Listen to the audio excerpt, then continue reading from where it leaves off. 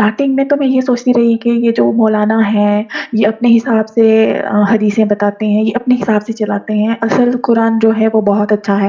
लेकिन जब मैं धीरे-धीरे इसके बारे में डीपली जितना डीपली जाती रही उतना मुझे गंद लगता रहा। मैंने अपने ही रिलेटिव्स में बहुत सारी ऐसी चीज़ें देखी जो फीमेल्स के साथ बहुत ही ज़्यादा ज़्यादती होना, पर्दे की पाबंदी हो गई, शौहर की नाफ़रमानी हो गई, हलाला हो गया।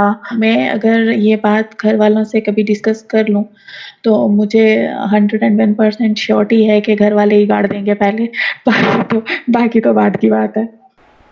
जय हिंद, वंदे मातरम। मित्रों, आज का जो वीडियो है वो लेके आया हूँ एक मोमिना का, क्योंकि अभी तक जो आपने डिबेट सुनी है वो सारी सुनी है जो मोमिन्स की एक्स मुस्लिम्स के साथ होती हैं, लेकिन आज के डिबेट में एक मोमिना है, क्योंकि इनको भी सुनना बहुत ज़्यादा ज़रूरी है।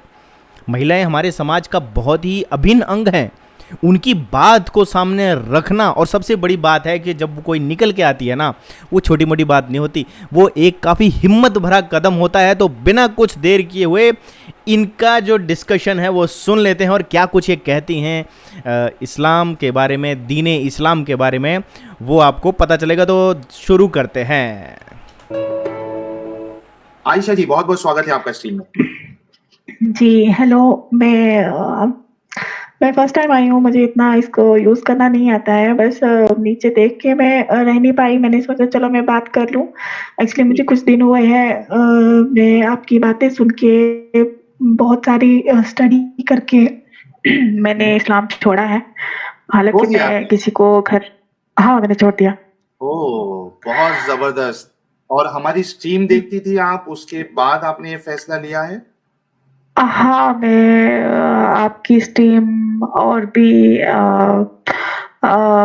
ज़फ़र भाई हैं, उनकी स्ट्रीम देख के मैंने बहुत सारी स्ट्रीम को देखा और फिर स्टडी किया खुद से। ये नहीं कि मैंने आपकी बातों पे यकीन किया, ऐसा नहीं है। मैंने खुद से भी स्टडी किया फिर, और मुझे लगा कि ये झूठ है और झूठ के अलावा और कुछ भी नहीं है।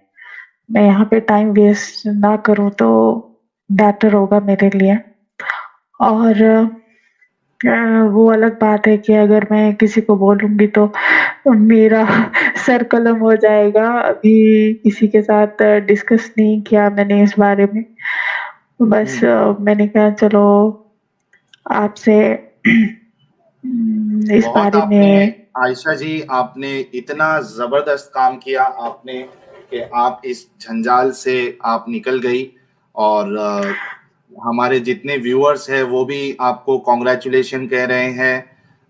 कई सारे लोग आयशा कांग्रेचुलेशन जी, शुक्रिया, और शुक्रिया। वेलकम टू इंसानियत। मैं कुछ पढ़ देता हूँ कुछ लोगों के हुँ। मैसेजेस। अभिषेक जी कह रहे हैं वेलकम आयशा। सच नगर जी कह रहे हैं आयशा जी मुबारक हो। Thank you so much Sahil भाई and team, thanks a lot Ravinder Meena ji. अ, शुक्रिया, शुक्रिया। Thank you. अच्छा, ये आपने बहुत एक अच्छा काम किया आयशा जी कि आप स्ट्रीम ज्वाइन किए। इससे बाकी जो हमारी फीमेल मुस्लिम व्यूअर्स है उनको काफी हुँ। हिम्मत मिलेगी। मैं बहुत हिम्मत करके आई हूँ यहाँ पे। जी। अच्छा, ये तो एक्चुअल नाम के साथ तो नहीं आई है आप? आई होप कि आपका ये एक्चुअल नाम ना हो। ना, ये मेरा एक्चुअल नेम नहीं है। चलो, बहुत अच्छा किया आपने। कि आप ये बताइए कि कुछ पॉइंट्स बताइए, फिर मैं चाहूंगा कि अगर सिक्योरिटी इशू ना हो तो एक पूरी स्ट्रीम हम आपके साथ करना चाहेंगे कि यानी किस तरीके की आपकी तहकीक रही, और यानी एक इस तरीके का फैसला लेना ये कोई छोटी बात नहीं है। ये बहुत मुश्किल काम है, बहुत इसमें दिलेरी का सामना यानी आपके अंदर होना चाहिए, तब जाकर आप इस तरीके का फैसला ले सकती है, खास करके महिलाओं के लिए। यानी जो हाँ, मर्द हजरात होते हैं उन्हें तो इतना फिर भी एक है कि वो अपनी जिंदगी अकेले गुजार सकते हैं, लेकिन महिलाओं के लिए बहुत मुश्किल हो जाता है। तो मैं अब कम बोलूंगा और मैं आपको चाहता हूं कि आप कुछ बोले इस बारे में।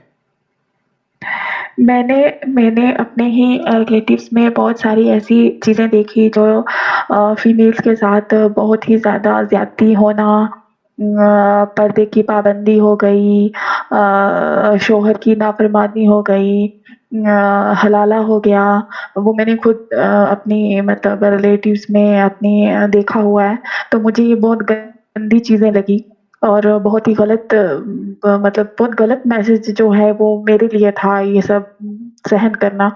मतलब एक हलाला जो मेरे लिए एक रूह कंपा देने वाली चीज़ थी। जब मैंने ये देखा तो मुझे बहुत ही गलत फ़ील हुआ। तो फिर धीरे-धीरे मैं इससे हटने लगी। 1 साल से ज़्यादा हो गया। धीरे-धीरे हटते फिर बाद में मैं ये सोचती थी कि अगर मैं इसको छोड़ दूँगी, मैं सोचती थी कि स्टार्टिंग में तो मैं ये सोचती रही कि ये जो मौलाना हैं, ये अपने हिसाब से हदीसें बताते हैं, ये अपने हिसाब से चलाते हैं। असल कुरान जो है वो बहुत अच्छा है, वो बहुत सही है। अल्लाह जो है वो अल्लाह ने ऐसा नहीं किया, ये सब मौलवी मुल्लाओं की बातें हैं, ये वो ही सब करते हैं। लेकिन जब मैं धीरे इसके बारे में डीपली जितना डीपली जाती रही उतना मुझे गंद लगता रहा और सबसे सबसे ज़्यादा तो ये जो मोहम्मद साहब की जो हिस्ट्री मैंने देखी एक-एक पॉइंट चाची को भी नहीं छोड़ा और वो अपनी बहू तक को नहीं छोड़ा।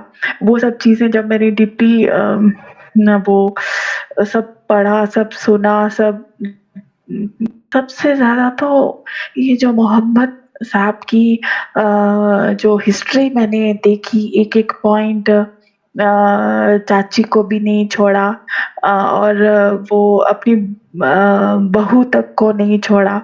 वो सब चीज़ें जब मैंने डीपली न वो सब पढ़ा, सब सुना, सब मुझे बिल्कुल अच्छा नहीं लगा और मैंने उसी टाइम फैसला किया कि मैं ऐसे शख्स को अपना आइडल कभी मान ही नहीं सकती और ना ही कोई अल्लाह है, ना ही ये हमारा कोई रसूल है, कुछ भी नहीं है, बस ये मनगढ़ंत कहानियाँ हैं, बस और कुछ भी नहीं है। तो मैंने जी, फैसला किया बहुत कि मैं इसको ज़बरदस्त। छोड़ दूँ। बहुत ज़बरदस्त। एडम जी भी है हमारे साथ। एडम, बहुत-बहुत स्वागत है सबसे पहले। और आयशा के बारे में, आयशा के लिए आप कुछ कहना चाहेंगे? सर बहुत अच्छा लगा आयशा जी आपकी ये बात सुन के कि आपने इस्लाम को खुद पढ़ा। मैं हर मुसलमान को यही बोलता हूँ कि हम जो कह रहे हैं उसके ऊपर तहकीक करो, वैलिडेट करो और जैसे ही आप वैलिडेट करोगे तो आप इस कल्ट से बाहर निकल आओगे। मेरी तरफ से बहुत-बहुत आपको मुबारकबाद इस कल्ट को छोड़ने का। शुक्रिया। असल वजह ये है कि हमारे यहाँ माशरे में 95% लोग जो हैं वो अ अरबी नहीं जानते और कुरान अरबी में है और जिस तरह से उसको अच्छा ट्रांसलेट करके जिस तरह से उनको बताया जाता है, मैं भी खुद भी वैसे ही थी। तो जैसे उनको बताया जाता है वो वैसे ही कंज़्यूम करते हैं, वो ऐसे ही सोचते हैं। लेकिन अगर उनको असल हकीकत जो है उसकी वो पढ़े अगर कोई तो मैं कहती हूँ जो भी अच्छा इंसान है वो उसको कभी वो नहीं करेगा, कभी इसको एक्सेप्ट नहीं करेगा। आयशा जी बिल्कुल दुरुस्त दुरुस्त फरमाया आपने, बिल्कुल ही दुरुस्त फरमाया। मैं भी बिल्कुल आपकी ही इसी पोजीशन पे था, बल्कि आप तो लेडी हैं, आपको तो 10,000 ज्यादा हिम्मत और हौसला करना पड़ा ये काम करने के लिए। तो हुँ, मेरी तरफ से बहुत बहुत मुबारकबाद आपकी हिम्मत और हौसले के ऊपर, क्योंकि जी शुक्रिया। इन इलाकों में रह के एक औरत हो के इस कल्ट को छोड़ना ये एक मामूली बात हुँ, नहीं है। जितने भी लोग हमें सुन रहे हैं 641 46 बंदे, भाइयों ये मामूली बात नहीं है जो ये कर रही हैं, जो ये कह रही हैं। ये बिल्कुल मामूली बात नहीं है। आपको अंदाजा नहीं है कि अगर इनके बारे में पता लग जाए किसी को, तो मारना तो बहुत दूर की बात, जो मारने से पहले इनके साथ होएगा वो आपको अंदाजा भी नहीं है। हाँ, टॉर्चर बहुत होता तो है ना। एज ए औरत होते हुए जो इनके साथ ये लोग करेंगे, जालिम लोग, मक्कार, हुँ, और ये इस झूठे नबी को मानने वाले लोग जो इसके साथ करेंगे बेचारी हमारी बहन के साथ, आपको अंदाजा भी नहीं है इन्होंने कितना बड़ा कदम लिया है। सो आप सब हमारी बहन आयशा का हौसला बढ़ाइए। जो इन्होंने कदम लिया है वो बहुत बड़ा कदम है और आम आम लोगों की सोच से ज्यादा बड़ा कदम है ये। तो बिल्कुल, बिल्कुल, सही कहा एडम आपने। अच्छा आयशा जी, मैं आपसे पूछना चाहूंगा कि आपने आज की जो हमारी स्ट्रीम चल रही थी, आप सुन रहे थे उसको? आपने सुना हाँ, हमारा मैं डिस्कशन हाँ, क्या हाँ, हुआ? मैं बड़ी देर से सुन रही थी और मुझे सिर्फ़ वो जो मास्टर जी थे, मुझे बस एक कॉमेडियन होते हैं, बस उसकी तरह लग रहे थे कि कोई कॉमेडी कर रहा है, ना उसका कोई सर-पैर की बातें, ना उसका कोई सर था, ना पैर था, बस ऐसा-ऐसा। बस मुझे वही लग रहा था और उसके अलावा कुछ नहीं। अब मुझे बताइए आयशा जी कि एक तरफ इस्लाम ये दावा करता है कि वो सभी औरतों की इज्जत करता है, रिस्पेक्ट देता है, और हम जब देखते हैं उमर साहब का जो तरीका था कि एक स्लेव जो है वो सर पे उसने स्कार्फ ओढ़ा हुआ है, चादर ओढ़ी हुई है या जो कुछ भी ओढ़ा था, उसको मार कर कहते हैं कि आप जो जो आज़ाद औरतें हैं, फ्री वुमेन हैं, आप उनकी तरह अपने आप को ना समझें। हाँ, वही तो मैं बोल रही थी कि उन्होंने कहा कि ये एक वो था कि बताने के लिए कि उनकी इज़्ज़त नहीं है कुछ भी। अगर इस्लाम इतना अच्छा मज़हब है, तो फिर हर औरत की इज़्ज़त तो होनी चाहिए ना उसमें। हुँ, उसमें ये तो नहीं देखा जाए कि ये बांदी है, ये हुँ, हमारी औरत एग्ज़ैक्टली। है, ये तो नहीं होना चाहिए ना। और बाकी उन्होंने कहा कि ये फ़र्क पता करता है कि गैर मुस्लिम कौन है और मुस्लिम कौन है, ये पर्दा, ये तरपाल जिसको बोल रहे थे।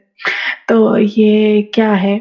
तो मैं ये वहाँ पे क्वेश्चन दिमाग में आ रहा था कि आपको औरतों की ही पहचान क्यों करनी है? हुँ, उ उनकी ही पहचान क्यों रखनी है आपको? सही। क्यों पहचान करनी है कि ये कौन है और वो कौन है? औरतों पे ही इतना ध्यान क्यों?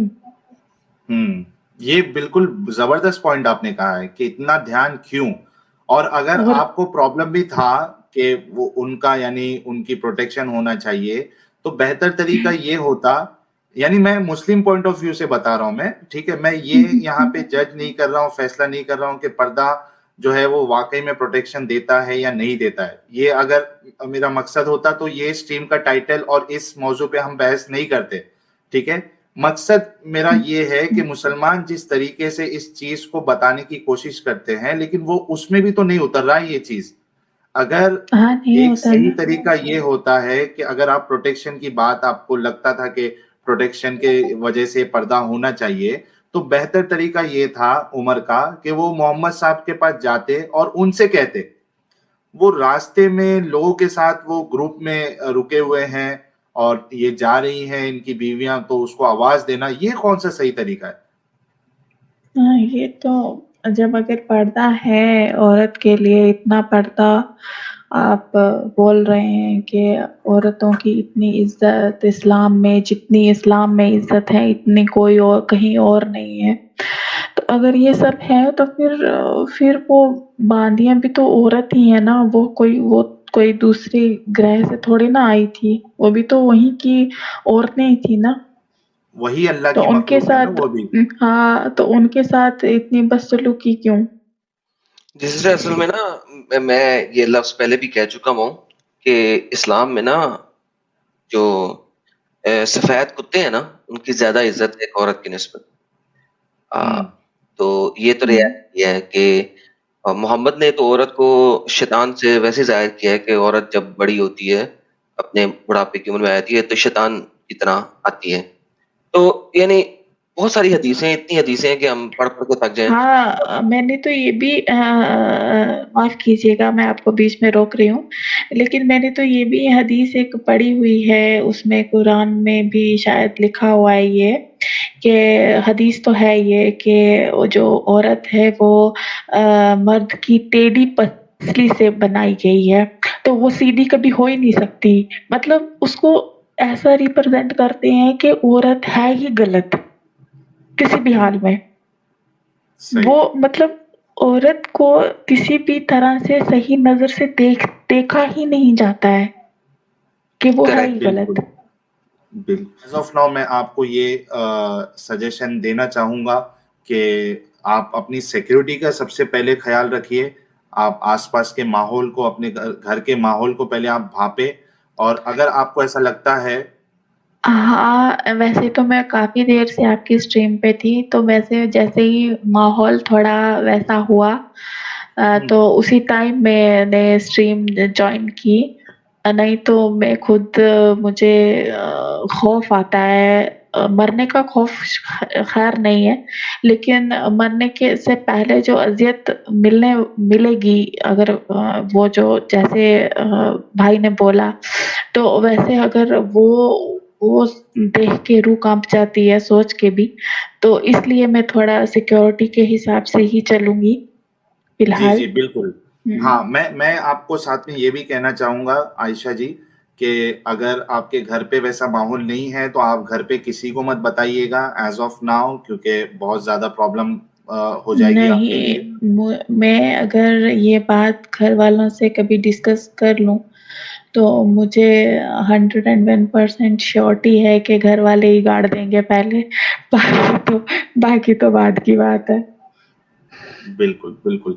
चलिए, अपना इसलिए ख़्याल रखिए आयशा जी। और कुछ कहना जी। चाहेंगी? फिर उसके बाद फिर मैं बाकी लोगों को भी। जी, बस मैं यही कहना चाहूँगी कि ये एक झूठे मज़हब को, झूठे नबी को त्याग के, छोड़ के मैं अपने आप में, बल्कि अभी मैं वैसे आज़ाद नहीं हुई हूँ, लेकिन अपने आप में बहुत फ्री फ़ील कर रही हूँ अपने आप में कि मैं एक झूठी दुनिया से बाहर निकल चुकी हूँ। बिल्कुल। और बाकियों को भी यही ताकीद करूँगी और बोलूँगी कि इस झूठी दुनिया से जितना जल्दी हो सके उतना बाहर निकलें। दुरुस्त, दुरुस्त फरमाया, क्योंकि ज़िंदगी बर्बाद हो जाती है, जवानी खत्म हो जाती है इस हुँ। गलत चीज़ को फ़ॉलो करने में। तो आपकी बात बिल्कुल सही है। जो है हाफ़िज़ साहब जो है वो भी जुड़ चुके हैं। बहुत-बहुत स्वागत है हाफ़िज़ ताहिर साहब आपका। आदाब। आदाब, आदाब। औरतें इस्लाम नहीं छोड़ती ना छोड़ें, लेकिन कम से कम इतना कर लें, औरतों के लिए इस्लाम के अंदर गवाही आधी है, औरतों के लिए जायदाद में हिस्सा आधा है, 2 बहनें एक भाई के बराबर हैं। तो कम से कम चलो इस्लाम नहीं छोड़ती ना छोड़ें, लेकिन अक्ल के लिहाज से ये होना चाहिए, जैसे असर की 4 रकातें हैं फ़र्ज़, औरत के लिए 2 होनी चाहिए। सुबह की फ़र्ज़ 2 रकातें हैं, औरत के लिए 1 होनी चाहिए। हाय, 12 हाय, हाय, घंटे का हाय, हाय। रोज़ा होता है, 12 घंटे का रोज़ा होता है, औरत के लिए 6 घंटे का होना चाहिए। अगर गवाही आधी, जायदाद में हिस्सा आधा, तो औरत की इबादत भी आधी होनी चाहिए। बस ये मेरा मुतालबा है तमाम हाय, हाय, हाय, मुसलमान हाय। औरतों के लिए कि अपने लिए कम से कम ये मुतालबा रखें। आवाज़ उठाए, हाँ? जी, साहिल भाई, अब मैं इजाज़त चाहूँगी। जी, बिल्कुल, ठीक है। बिल्कुल। जी, बहुत-बहुत शुक्रिया आयशा जी, आप आई। और जी। कभी भी कुछ आपको लगे कि आपको बात करना है मुझसे, तो आप ईमेल पे आप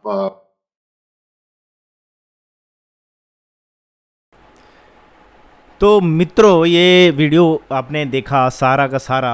तो अब यहाँ पर जो बात आती है वो आती है फ्रीडम की। इन्होंने बहुत अच्छी तरह कहा कि मेरा घर का माहौल ऐसा है कि मैं नहीं बता सकती, लेकिन मेरे जहन में, मेरे अंदर जो एक गुलामी थी वो ख़त्म हो चुकी है। और ये सबसे बड़ी इंपॉर्टेंट चीज़ बात है। जब आप अंदर से फ्री माइंड हो जाते हो, आपको कोई ऑब्लिगेशंस नहीं करनी है। अरे क्यों करनी है ऑब्लिगेशन भाई? जो भी इस दुनिया को चलाने वाला है, जो भी खुदा है, जो भी भगवान है, वो ये थोड़ी करेगा तुम्हें गुलाम बना के थोड़ी रखने के लिए इस दुनिया में भेजा है। इस दुनिया में गुलाम बनाने के लिए थोड़ी तुम आए हो। अगर ऐसा होता तो फिर ये सोचने की फ्रीडम नहीं देता भगवान। आंखें देखो, आपकी आइज़, सबसे बड़ा मैं प्रूफ देता हूँ, किसी किताब की ज़रूरत ही नहीं है। आपकी आइज़ हर चीज़ को देख सकती हैं।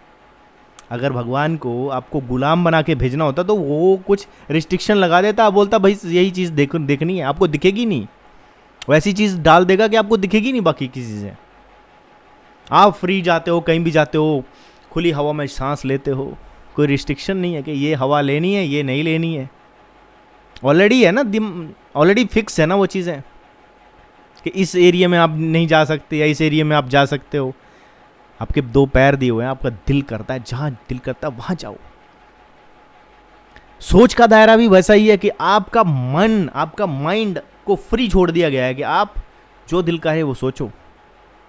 उसमें अगर आप रिस्ट्रिक्शन लगा दो कि नहीं ये चीज़ नहीं सोच सकते आप, ये चीज़ नहीं कर सकते आप, तो फिर गुलामी हुई ना।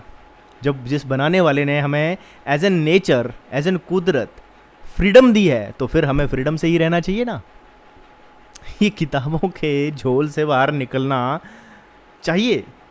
बहुत ही बड़ा बहादुरी का काम है। वैसे घर में नहीं बता सकती, लेकिन अब अगर मैं हिंदुओं के घर की बात करूं तो वहाँ तो भाई ऐसा कुछ नहीं है। ऐसा तो कुछ नहीं है ना हिंदुओं के घर में कि भैया आपको यही चीज़ माननी है। फ्रीडम है ना, फ्रीडम होती है ना। एक होती है सेफ्टी, एक होती है फ्रीडम, दोनों चीज़ें अलग अलग हैं। तो बहुत ही बढ़िया तरीके से इन मोहतरमा ने बताया, और ऐसी लोगों को बाहर निकल के आना चाहिए। और बाहर कैसे निकल के आएंगी ये तो समाज इनका ऐसा अलाउ नहीं करता है, लेकिन अगर कभी ऐसी परिस्थितियां बनी, अपने आप को ऐसा सशक्त करो कि आप इस जंजाल से निकलो। आप जॉब्स में जाओ, नौकरियों में जाओ, पैसा कमाओ, अपने घर लो, कहीं बाहर चले जाओ, चाहे इंडिया से बाहर चले जाओ, या ऐसी जगह पे बसो जहाँ पर आपको फ्रीडम मिले। अगर आपको फ्रीडम नहीं मिल रही है तो फिर क्या फ़ायदा है। अब मैं हिंदुओं की बात करूं तो हिंदुओं में तो ऐसा है ही नहीं, वो पूजा करें ना करें कोई रिस्ट्रिक्शन है ही नहीं। वो भगवान को माने ना माने कोई रिस्ट्रिक्शंस है ही नहीं, फ्रीडम है ना। तो this is the earth of Sikar. ये धरती तभी आगे बढ़ सकती है, धरती के जीव तभी आगे बढ़ सकते हैं, और हम इस अर्थ को खूबसूरत तभी बना सकते हैं जब आपको फ्री थिंकिंग होगी। फ्री थिंकिंग में आप एनालाइज करोगे, नई नई चीज़ें खोजोगे, और चांद सितारों की यात्राएं करनी है अभी इंसान को। तो इसी के साथ वीडियो को समाप्त करता हूं, और ऐसी डिबेट्स लेके आता रहूँगा। आप चैनल को सब्सक्राइब ज़रूर कर लीजिए, ठीक है। बेल आइकन को ज़रूर दबाइए, ये नोटिफिकेशन जब तक नहीं ऑन होगा तब तक आपको वीडियोज़ नहीं मिलेंगे। सब्सक्राइब ज़रूर कर लीजिए, बिना मतलब सब्सक्राइब कीजिए वीडियो से मत जाइए आप, क्योंकि यहाँ पर मैं वैरायटी कंटेंट लेकर आने की कोशिश करता हूँ कि आपको वैरायटी का कंटेंट मिले। बाकी ज्ञान आपको मिल जाता है, एनालाइज आपको खुद करना है, और वीडियो को आप फैला दीजिए हर जगह। मिलूंगा नेक्स्ट वीडियो में, तब तक के लिए दोस्तों जय हिंद, वंदे मातरम।